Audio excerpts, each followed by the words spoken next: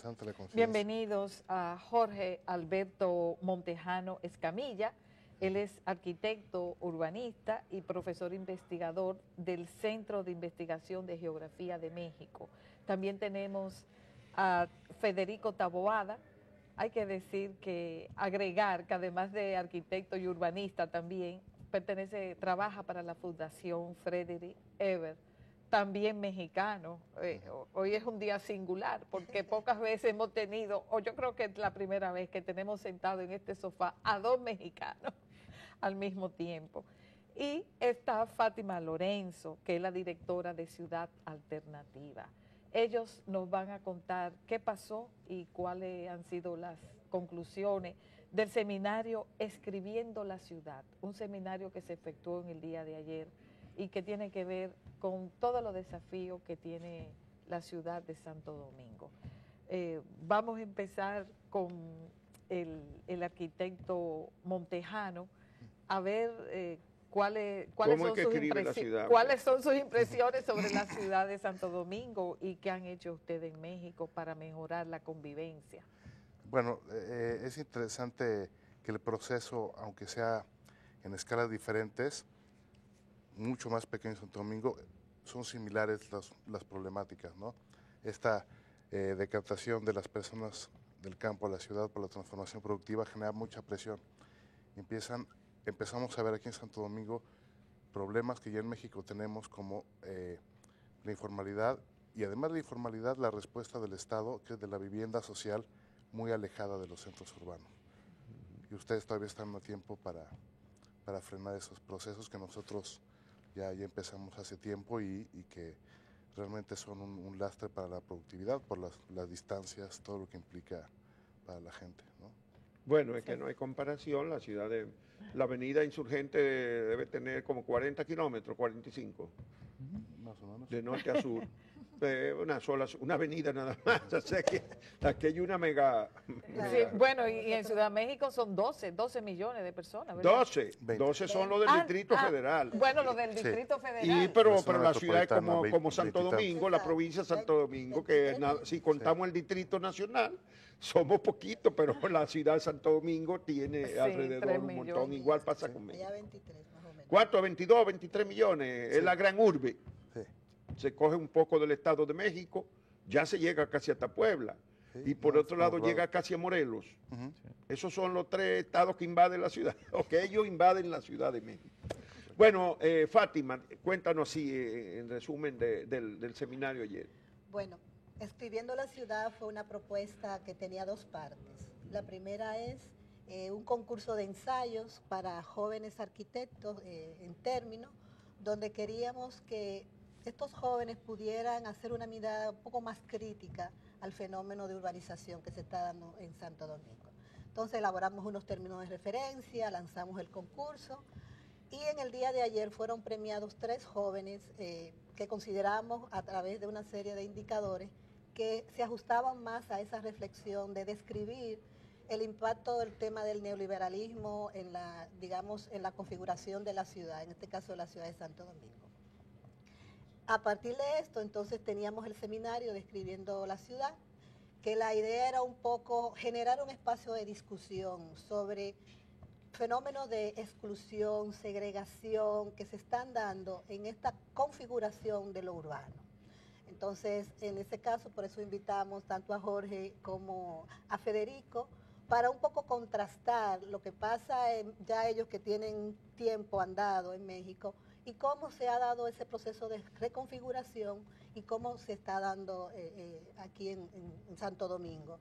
Entonces, en ese espacio tratamos de caracterizar el tema de lo urbano, cómo se da el proceso de segregación, cuáles son las exclusiones, cómo se ve el tema del espacio público, es decir, dónde queda lo público, dónde queda lo colectivo, dónde la gente puede mirarse, el tema de la movilidad. Es decir, se trabajaron como todos estos temas porque es necesario que nosotros veamos la ciudad, qué es lo que está pasando, cómo se está reconfigurando la ciudad de Santo Domingo. Sí, sería interesante escuchar las impresiones de Federico Taboada, representante de la Fundación Frederick Ebert, con asiento aquí en Santo Domingo, ¿verdad? Bueno, sí, yo trabajo en la oficina de México. En la oficina de México. Hay una oficina aquí también. De allá. Ever México. Ever México. Pues fue muy interesante ver a Santo Domingo y los problemas que está afrontando. La verdad es que es mi primera ocasión que visito la ciudad. Pero es interesante ver cómo la ciudad está viviendo problemáticas que son muy similares en todas las ciudades de la región, a distintas escalas, como decía Jorge. Pero un problema fundamental que hay que poner mucha atención es el tema de la movilidad. El transporte público tiene que ser una pieza fundamental para articular la ciudad. Si empezamos a ver todas las ciudades que nos encantan, las europeas, algunas latinoamericanas, su desarrollo se basa en poder mover a la gente de un lugar a otro de manera muy eficiente. Y esto puede ser en bicicleta, en transporte público, caminando. Y es algo que hay que ponerle mucha atención. Esto también tiene que ver con dónde está localizada la vivienda y el trabajo, y que esto tiene que estar, pues, distancias muy cómodas, caminables, y eso también tenemos que empezar a ver cómo estamos distribuyendo nuestra ciudad y a partir de qué estamos coordinándola. El espacio público es un lugar fundamental de cohesión social y tiene que ser un elemento fundamental para poder aglomerar nuestras centros urbanos. Pero ustedes han contado la experiencia de la Ciudad de México, porque esa megápolis tiene que ser una referencia obligada para mucha gente estudiar los problemas urbanísticos de América Latina. Para bien y para mal, porque la Ciudad de México ha tenido respuestas muy interesantes para ciertos problemas, no así para otros, pero vemos en Santo Domingo un potencial de solución muy bueno si se ponen a discutir estos temas. Por ejemplo, ¿en qué ustedes han tenido éxito y en qué no en la gran megápolis? Pues creemos que algunas cosas en transporte y en espacio público se han hecho de manera interesante. La Avenida Reforma puede ser un ejemplo de ello, que es un espacio donde la gente de los más altos ingresos del planeta, de México, pueden estar ahí y la gente más pobre puede convivir en el mismo lugar. Por ejemplo. Pero los domingos se hace peatonal todavía. Los domingos se cierra la Avenida Reforma. Para las bicicletas. Pero ¿y los días de trabajo cómo está funcionando el paseo de Reforma? Pues es similar. Tiene como 12 carriles, 10 carriles. No, la Avenida Reforma es pequeña. Tienes 3 carriles de un lado. sentido y 3 de otro. Y uno de ellos es exclusivo para el transporte público. Pero tiene laterales también. Sí, un carril de esas laterales es exclusivo para bicicletas. Entonces, permite que sea muy amable la movilidad ahí. Sí, y cuando habla de movilidad, ¿qué es lo que ha tenido más éxito en México? ¿Los autobuses, el metro? Pues, ¿qué cosa? ¿O los tranvías? Hay ciudades donde el tram, que es mucho menos costoso que un metro, mucho menos costoso. Sí, pero en México el metro, ¿cuántas líneas tiene el metro? Tiene 12 líneas. 12 líneas. Sí. Lleva por toda la ciudad. Sí, maneja un número de gente al día tremendo. Pero es la solución más costosa, porque lo mismo podría hacerlo un tranvía, pues, como ocurre en Barcelona, por ejemplo. Tienen distintas capacidades en Barcelona y Jorge vivió ahí muchos años, pero él les puede contar mejor, pero los distintos modelos de transporte atienden a distintos números y fines. No podemos comparar el tranvía con el metro, pero sí pueden ser complementarios. No todas las ciudades tienen que tener metro. Ustedes también hicieron los ejes viales, después han hecho los carriles para autobuses sobre tierra, sobre avenidas, ¿no? Sí, porque descubrimos, asimilamos en la ciudad que también el sistema de autobuses puede ser fundamental. Entonces se hizo un sistema de autobuses que se llaman BRT. Y el Metrobús. Que es el Metrobús, que tienen carriles exclusivos en avenidas de muy alta demanda, y fue una solución muy buena, muy barata. Además, un kilómetro de metro puede llegar a costar $1,000 millones $1,000 millones el kilómetro, y el kilómetro de Metrobús puede llegar a costar 10 millones, 15 millones de dólares. Entonces Valga es una solución muy grande. Sí, la respuesta del Estado a los problemas de nuestras ciudades. ¿Cómo ustedes, en México, cuál ha sido la experiencia? La respuesta del Estado es muy poca ante los problemas. Se ha perdido, digamos, el Estado ha perdido control de la ordenación del territorio. Eso, a partir de los años 70, se fue perdiendo el control. Ya no se hace planeación verdadera por parte del Estado y no tiene los recursos, los municipios no tienen los recursos suficientes para poder resolver los problemas, ¿no? Entonces, terminamos haciendo asociaciones público-privadas para tratar de resolver determinados problemas que le corresponderían al Estado hacerse cargo, ¿no? Entonces, sí, efectivamente, lo que viene ahora es que el Estado vuelva a retomar la rectoría de todos estos temas de la movilidad, de la vivienda, del ordenamiento del suelo, ¿no? Pero México antes tenía cierto liderazgo, bueno, México y Colombia en América Latina, en cuanto a la vivienda social. ¿Qué pasó con eso? ¿Qué ha pasado? Pues pasó que nunca se asimiló a tiempo que pues gran parte de los elementos que configuran el acceso a la vivienda en México, uno de ellos tiene que ver con el modelo de contratación que tienes en tu empleo. En México hay mucha informalidad, el 60% de los trabajadores y las trabajadoras. Bueno, aquí tenemos el 59 y más Sí, estamos empatados. Estamos iguales. Sí, técnicamente empatados. técnicamente empate, pero eso determina, por ejemplo, el acceso al crédito que tienes para tener una vivienda. Y ese ha sido un gran problema en México, que llevamos muchos años promoviendo un solo modelo de vivienda, cuando tenemos muchos tipos de trabajadores y trabajadoras y muchos tipos de familias. El modelo principalmente ha sido promovido, el de vivienda en propiedad, tener una vivienda nueva en la periferia muchas veces. Y apartamentos. no, pues, bueno, hay de las dos. Casas unifamiliares. Pero suelen ser casas unifamiliares. ¿Son unifamiliares todavía? Casas unifamiliares de las cuales se construyeron, para que se den idea, entre 2000 y 2010, cerca de 4 millones de viviendas. Y hacia el año 2010 habían 5 millones de viviendas abandonadas. O sea que fue una mala inversión. Sí, pudo haber sido colectivo, edificio hacia arriba.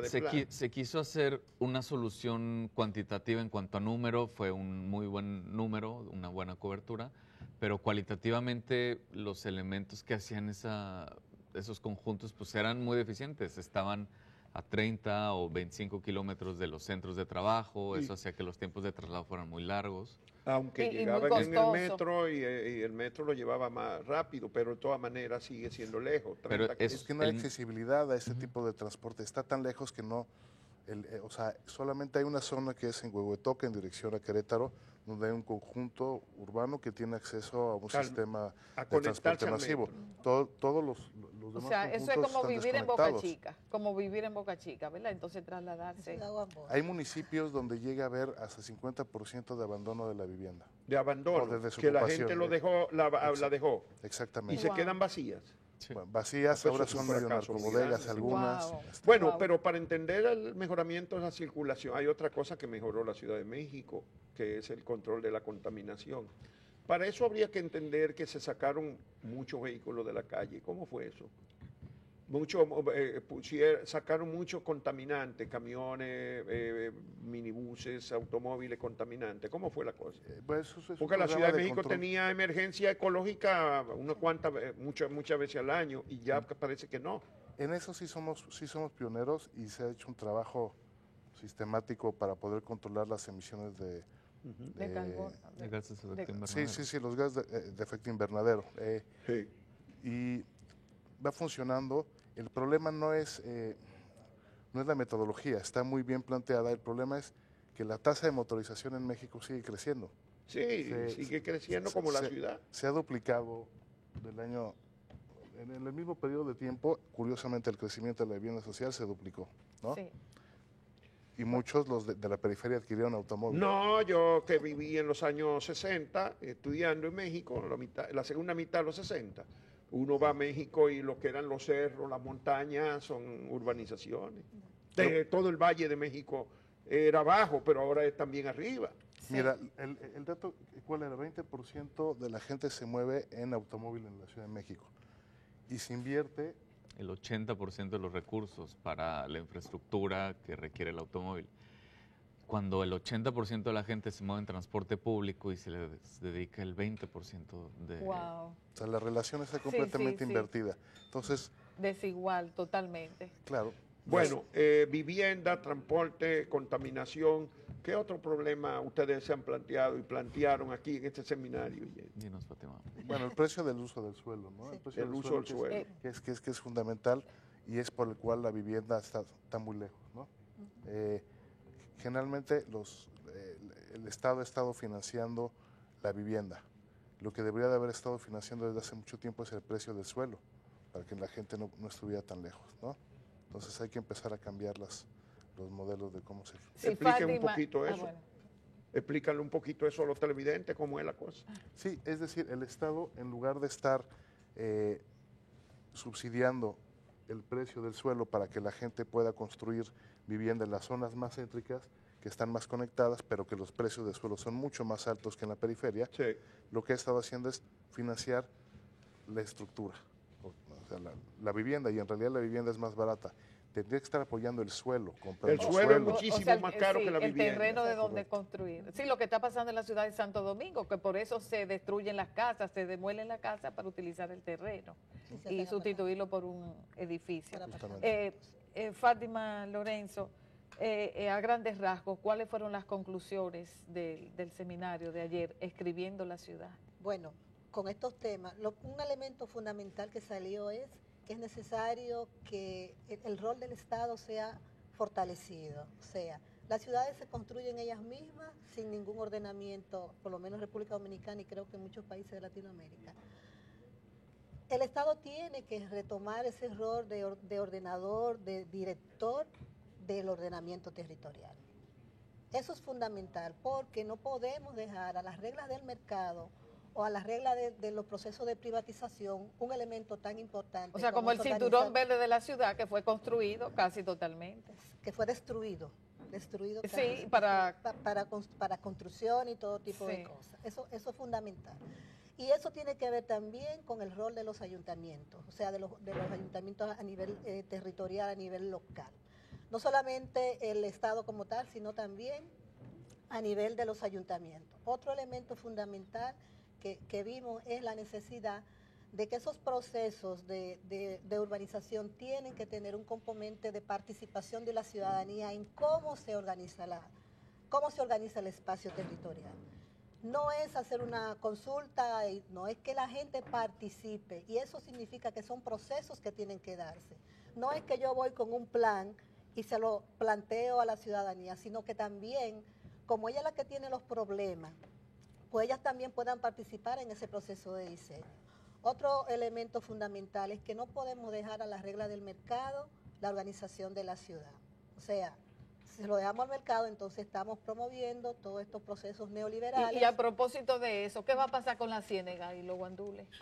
Bueno, ahí las organizaciones y las comunidades están diciendo que cómo se está haciendo. Primero hay que decir que nosotros como Ciudad Alternativa, hace tiempo que dijimos que en esa franja del río era necesario que las familias fueran reubicadas. Pero esa reubicación tiene que partir de una situación de derechos. Es decir, no es sacar a las personas porque ahora quieren hacer una bonita avenida de circunvalación que conecte con otras zonas de la ciudad, sino que estas personas sean reubicadas en lugares donde puedan tener una vivienda digna y adecuada. Pensamos que el proceso como se ha hecho no está garantizando derechos, porque tú darle una cantidad de dinero a la gente para que ellos busquen dónde se van a reubicar, lo único que o sea, formar otro problema en la ciudad. Exactamente, es pasando a otro barrio o a otra zona de riesgo también, la situación que están eliminando ahora en la Ciénega y los Guandules. Entonces, bueno, nosotros como institución estamos observando e indicando que hay otras maneras, porque hay protocolos que explican cómo se deben de dar los procesos de desalojo. Y también el elemento es de que no se está reubicando a la gente para tener una mejor vida, sino se le está dando a que ellos busquen dónde reubicarse. A ver cómo, y a ver que si utilizan bien ese dinerito. A su suerte, tirado a su suerte. Dándole una suma que en su vida han visto juntas y probablemente muchos de ellos no la van a emplear. No la van a utilizar. Entonces, bueno, generando pues, más pobreza. Lo que hay que agradecer con estos muchísimo procesos. a Fátima Lorenzo, la socióloga, directora de Ciudad Alternativa, y también a nuestros dos invitados mexicanos de hoy, Jorge Alberto Montejano y Federico Taboada. Taboada. Es que tenemos No es muy problemas común hoy con la computadora. La letra no se lee. Y urbanista, Taboada de la Fundación Ever en México y Jorge Alberto del Centro de Investigación Geográfica de México también. Les deseamos muchísimos éxitos. Muchas gracias por invitarnos. Buen día. Muchas gracias.